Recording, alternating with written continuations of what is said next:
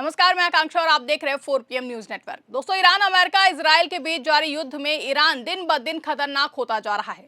खबर देखिए, लिखा है ईरान की खुफिया निगरानी में संयुक्त अरब अमीरात में अल मिन्हाद अड्डे के बाहर स्थित अमेरिकी सेना के एक गुप्त कमांड कंट्रोल सेंटर की पहचान की गई और उसे सटीक मिसाइलों से नष्ट कर दिया गया है। जी हाँ, ईरान की ओर से किए गए ताजा हमलों के बाद कुवैत में स्थित अमेरिकी सेना के कैंप ब्यूरिंग ठिकाने को हुए नुकसान की सैटेलाइट तस्वीरों में आप साफ तौर पर देख सकते हैं कि कितनी बड़ी तबाही मची है। ये तस्वीरें सिर्फ एक सैन्य ठिकाने पर हुए हमले की कहानी नहीं बताती हैं, बल्कि ये भी दिखाती हैं कि इस पूरे युद्ध में अब अमेरिका और इजराइल को कितनी बड़ी कीमत चुकानी पड़ रही है। जिस जंग को ताकत के दम पर जल्दी खत्म करने की उम्मीद की जा रही थी, वही अब लंबी और महंगी लड़ाई में बदलती जा रही है। अगर इस पूरे हमले को ध्यान से देखें तो साफ नजर आता है कि ईरान के खिलाफ आक्रामक रुख अपनाना अमेरिका और इजराइल के लिए आसान फैसला तो था, लेकिन इसके नतीजे उतने आसान नहीं हैं। डोनाल्ड ट्रंप और बेंजामिन नेतन्याहू की नीतियों ने इस टकराव को और भी ज्यादा तेज जरूर किया है, लेकिन अब यही फैसले उनके देशों की अर्थव्यवस्था और सुरक्षा पर भारी पड़ते हुए दिखाई दे रहे हैं। ईरान ने जिस तरह से जवाबी हमले किए हैं, उसने युद्ध की दिशा ही बदल दी है। आमतौर पर यह माना जाता है कि महंगे और एडवांस हथियारों से लैस देश ही युद्ध में बढ़त बनाते हैं, लेकिन इस बार तस्वीर कुछ अलग ही है। ईरान ने सस्ते ड्रोन और मिसाइलों का इस्तेमाल करके अमेरिका और इजराइल के महंगे सैन्य सिस्टम को नुकसान पहुंचाया है। यही वजह है कि ये संघर्ष अब सिर्फ हथियारों की ताकत का नहीं, बल्कि रणनीति और लागत का भी युद्ध बन चुका है। कैंप ब्यूरिंग पर हुआ हमला इसका ताजा उदाहरण है, जहां सैटेलाइट तस्वीरों में दिख रहा नुकसान इस बात पर मुहर लगाता है कि ईरान अब सिर्फ जवाबी कार्रवाई नहीं कर रहा है, बल्कि रणनीतिक तौर पर अमेरिकी सैन्य ठिकानों को निशाना बना रहा है। ऐसे हमलों का असर सिर्फ सैन्य ढांचे तक सीमित नहीं रहता है, बल्कि इससे पूरे क्षेत्र में तैनात अमेरिकी बलों की सुरक्षा पर भी सवाल खड़े हो जाते हैं। आज सत्ता की आंखों में आंखें डालकर पत्रकारिता करना मुश्किल हो गया है। हमारे 4 PM नेशनल यूट्यूब और फेसबुक चैनल को, जिसे आपका प्यार और विश्वास हमेशा से मिलता रहा है, उसे बंद करके सरकार ने यह साबित कर दिया है कि वो आपके सवालों से कितना डरती है। मुश्किल दौर है, लेकिन हम ना रुके थे और ना ही रुकेंगे। हम सच के लिए हमेशा लड़ते रहेंगे। ऐसे में 4 PM यूपी को ज्यादा से ज्यादा ज्वाइन करें और स्वतंत्र पत्रकारिता को जिंदा रखने के लिए जितना हो सके उतना हमारा आर्थिक सहयोग करें। आपके सहयोग से ये जंग हम जीत कर रहेंगे।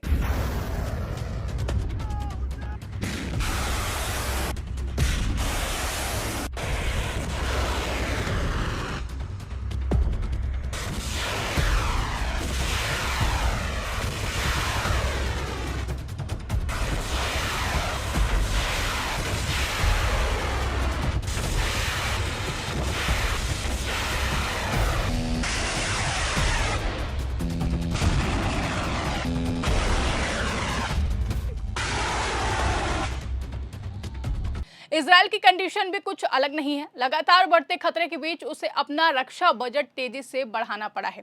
ये बढ़ोतरी सिर्फ सुरक्षा के लिए नहीं, बल्कि मजबूरी भी बन चुकी है। दरअसल जब एक देश को एक साथ कई मोर्चों पर लड़ना पड़ता है, चाहे वो ईरान हो या उससे जुड़े अन्य संगठन, तो खर्च अपने आप बढ़ जाता है। लेकिन इस खर्च का बोझ आखिरकार देश के आम नागरिकों पर ही पड़ता है। यही वजह है कि इजराइल में बढ़ते रक्षा बजट को लेकर राजनीतिक विवाद भी तेज हो गया है। विपक्ष सरकार पर आरोप लगा रहा है कि वो युद्ध के नाम पर जनता पर आर्थिक दबाव बढ़ा रही है। आम लोगों के लिए महंगाई, टैक्स और रोजमर्रा के खर्च पहले ही चुनौती बने हुए हैं और अब युद्ध का खर्च इस मुश्किल को और भी ज्यादा बढ़ा रहा है।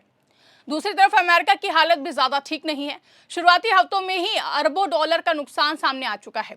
ये नुकसान सिर्फ हथियारों के इस्तेमाल तक सीमित नहीं है, बल्कि इसमें सैन्य ढांचे, एयर डिफेंस सिस्टम, ड्रोन और विमान शामिल हैं।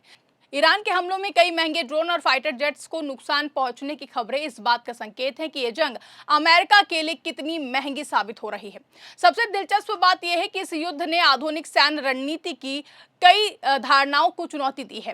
पहले यह माना जाता था कि तकनीकी रूप से उन्नत देश आसानी से जीत हासिल कर लेते हैं, लेकिन ईरान ने यह दिखा दिया है कि अगर रणनीति सही हो तो कम लागत वाले हथियार भी बड़े नुकसान पहुंचा सकते हैं। यही कारण है कि अब इस युद्ध को एक केस स्टडी के रूप में देखा जा रहा है। अमेरिका और इजराइल की सबसे बड़ी चुनौती अब सिर्फ जीत हासिल करना नहीं है, बल्कि इस लंबे खिंचते हुए संघर्ष को संभालना भी है। जैसे जैसे समय बीत रहा है, खर्च बढ़ता जा रहा है और नतीजे उतने ज्यादा साफ नहीं है। यानी युद्ध जितना लंबा चलेगा, उतना ही ज्यादा आर्थिक दबाव दोनों देशों पर बढ़ेगा। दोस्तों, ईरान की रणनीति साफ नजर आती है। सीधे बड़े युद्ध में उलझने के बजाय वो छोटे छोटे लेकिन असरदार हमलों के जरिए अपने विरोधियों को थका रहा है। इस रणनीति में कम खर्च में ज्यादा नुकसान पहुंचाना शामिल है और फिलहाल ये तरीका काम करता हुआ भी दिखाई दे रहा है। यही वजह है कि अमेरिका और इजराइल जैसे शक्तिशाली देश भी इस संघर्ष में फंसे नजर आ रहे हैं। इस पूरे घटनाक्रम का एक और अहम पहलू यह है कि इसका असर सिर्फ 3 देशों तक ही सीमित नहीं है। मध्य पूर्व के कई अन्य देश भी इस तनाव की चपेट में आ रहे हैं। अमेरिकी ठिकानों पर हमले, एयर डिफेंस सिस्टम को निशाना बनाना और क्षेत्रीय अस्थिरता, ये सब मिलकर पूरे इलाके को असुरक्षित बना रहे हैं। अब सवाल ये उठता है कि क्या अमेरिका और इजराइल इस युद्ध में निर्णायक बढ़त बना पाएंगे? फिलहाल हालात ऐसे नहीं दिखते हैं, लेकिन ईरान ने जिस तरीके से जवाब दिया है उसने ये साफ कर दिया है कि ये लड़ाई आसान नहीं होगी। इसके अलावा आर्थिक नुकसान भी एक बड़ा फैक्टर बनकर सामने आ रहा है, जो कि लंबे समय तक इन देशों की नीतियों को प्रभावित कर सकता है। आखिर में बात सिर्फ युद्ध जीतने की नहीं रह जाती है, बल्कि ये भी जरूरी हो जाता है कि उस जीत की कीमत क्या है। अगर किसी देश को अपनी अर्थव्यवस्था, जनता और संसाधनों पर भारी दबाव डालकर जीत हासिल करनी पड़े, तो वो जीत कितनी टिकाऊ होगी, ये सवाल हमेशा बना रहता है।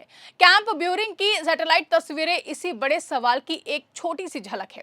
ये तस्वीरें सिर्फ एक हमले का सबूत नहीं, बल्कि उस बदलते युद्ध का संकेत है जिसमें ताकत के साथ साथ रणनीति, लागत और धैर्य भी उतने ही महत्वपूर्ण हो चुके हैं। आने वाले समय में ये देखना दिलचस्प होगा कि ये संघर्ष किस दिशा में जाता है, लेकिन फिलहाल इतना तो तय है कि इस जंग की कीमत लगातार बढ़ती जा रही है और इसे चुकाना अमेरिका और इजराइल के लिए फिलहाल आसान नहीं होगा। फिलहाल के लिए दोस्तों, इस खबर में बस इतना ही। अगर वीडियो पसंद आई हो तो इसको ज्यादा से ज्यादा लाइक और शेयर करना ना भूलें। हमारे चैनल पर नए हैं तो चैनल को सब्सक्राइब जरूर कर लें और देखते रहिए 4PM न्यूज नेटवर्क।